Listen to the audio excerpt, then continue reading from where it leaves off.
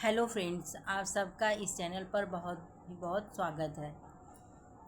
हम लोग हिंदी साहित्य सागर की कहानियाँ पढ़ रहे थे। आज उसके आगे की कहानी पढ़ेंगे, अपना अपना भाग्य, जिसके लेखक जैनिंद्र कुमार जी हैं। ये 5वीं कहानी है, देखते हैं। दोस्तों, कहानी की शुरुआत होती है दो दोस्तों से। दोनों दोस्त नैनीताल में घूम रहे थे, मज़े कर रहे थे और कड़ाके की ठंड पड़ रही थी।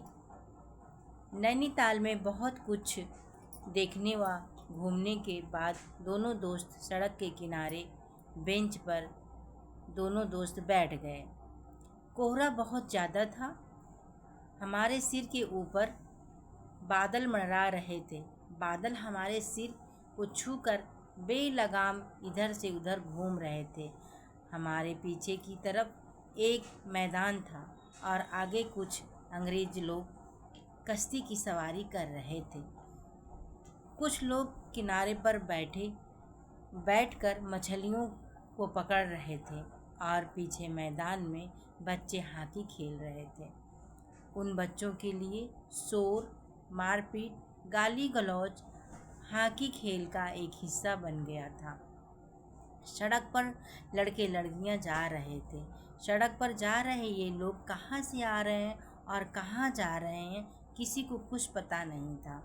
सड़क पर सभी उम्र के लोग चल रहे थे, भागते, खेलते, शरारत करते। लाल अंग्रेज बच्चे भी थे और पीली पीली आँखों वाले पिता की उंगली पकड़े हिंदुस्तानी बच्चे भी थे। कई घंटे बीत गए, अंधेरा छा गया।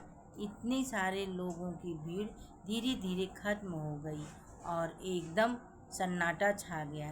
एक दो आदमी ही दिखाई पड़ रहे थे जो छतरी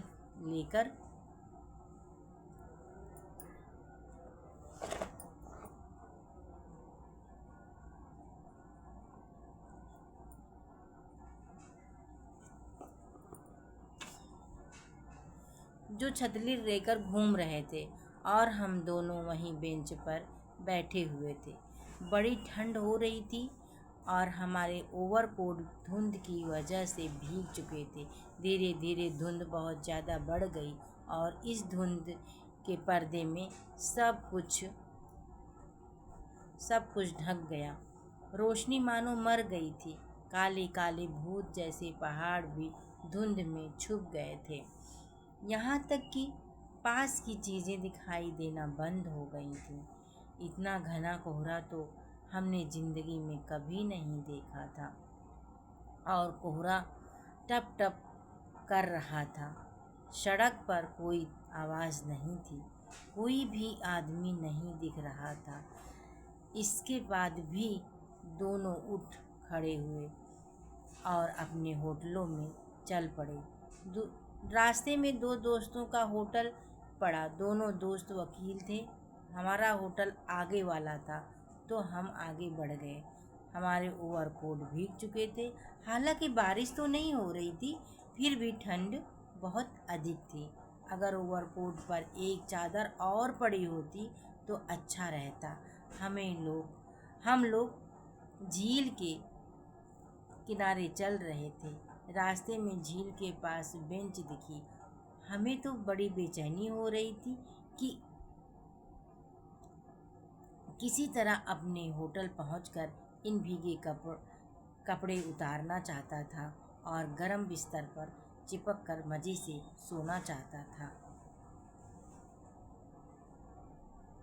पर मेरे दोस्त का पागलपन कम ख़त्म होता।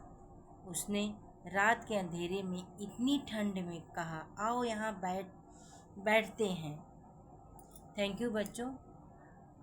इसके आगे की कहानी अगली वीडियो में होगी। Thank you.